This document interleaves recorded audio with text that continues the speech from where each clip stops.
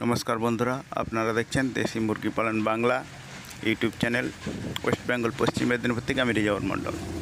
আজকের বিষয় মুরগির বাচ্চার পিছনে মল লেগে থাকার কারণ, ঘরোয়া উপায়ে সমস্যার সমাধান। ডিম থেকে বাচ্চা ফোটার পর যখন বাচ্চাকে ব্রুডিং করা হয় সেই জায়গাটা জীবাণুনাশক দিয়ে ভালো করে স্প্রে করবেন। প্রথম দিন বাচ্চাকে ভুট্টার দানা খেতে দিবেন, গুড় জল এবং অ্যান্টিবায়োটিক 3 দিন চালাবেন। প্রথম দিন মার্কেট থেকে পোলট্রি ফিড এনে একেবারেই দেওয়া যাবে না। ভুট্টার দানা একদিন সারাদিন চালাবেন, গুড় জল দিবেন এবং অ্যান্টিবায়োটিক 3 দিন চালাবেন। দেখবেন বাচ্চা মুরগির পিছনে মল লেগে থাকবে না। যদি প্রথম দিন থেকে আপনি পোলট্রি ফিড চালান তাহলে পায়খানা শক্ত হয়ে যায়। পোলট্রি ফিডে প্রচুর পরিমাণে ক্যালসিয়াম, ভিটামিন এবং পুষ্টি থাকে, তাই পায়খানা শক্ত হয়ে পায়খানা পিছনে লেগে থাকে।